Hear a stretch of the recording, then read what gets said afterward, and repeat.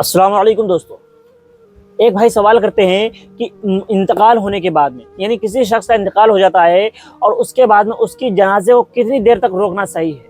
یعنی آج کل اکثر دیکھنے کو ملتا ہے کہ کسی شخص کا انتقال ہو گیا، اب 24 گھنٹے ہو گئے اس کو دفن ہی نہیں کیا گیا۔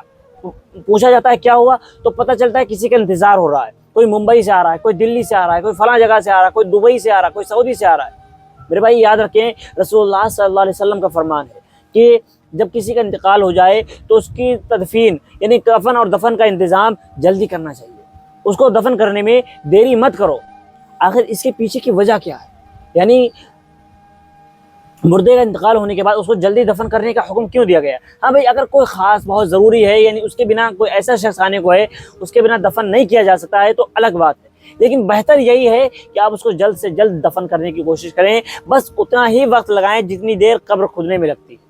یعنی قبر جیسے ہی تیار ہو جائے اس کے بعد میں اس کے کفن اور دفن کی تیاری کی جائے اور اس کو اس کی قبر تک پہنچایا جائے۔ اب سوال آتا ہے آخر ایسا کیوں ہوتا ہے؟ تو یاد رکھیں کہ مردہ جب قبر میں جاتا ہے نا، یعنی پہلے جب انسان زندہ ہوتا ہے تو اس کے جسم میں روح رہتی ہے اور اس کے بعد میں اس کے جسم سے فرشتے روح نکال لیتے ہیں۔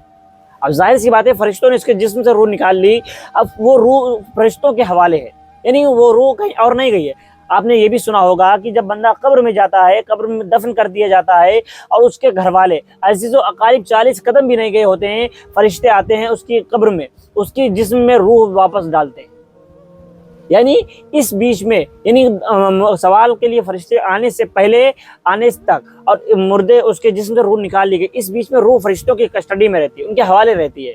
اب ظاہر سی بات ہے، بندہ اگر نیک ہوتا ہے تو وہ اس کو اس چیز کی جلدی ہوتی ہے، اے لوگو مجھے جلدی دفن کر دو، جلدی دفن کر دو تاکہ میں سوال و جواب سے فرصت پا کر اپنی دنیا میں جاؤں، اپنے اللہ سے ملاقات کے لیے جاؤں۔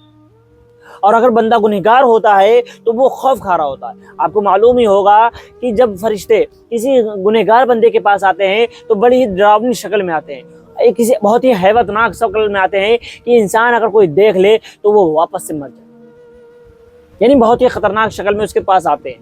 اب ظاہر سی بات ہے، ڈراؤنی شکل میں جب اس کے وہ فرشتوں کے حوالے ہوتا ہے تو اس وقت اس کی کیا حالت ہو رہی ہے؟ وہ لوگوں سے کہتا ہے کہ اے لوگوں مجھے جلدی دفن کر دو، دیری مت کرو، تم آخر دیری کیوں کر رہے ہو؟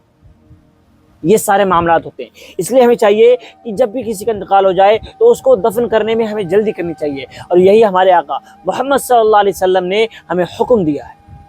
دوستو امید ہے آپ کو بات سمجھ میں آئی ہوگی۔ دوستو ملتے ہیں اگلی ویڈیو میں۔ السلام علیکم۔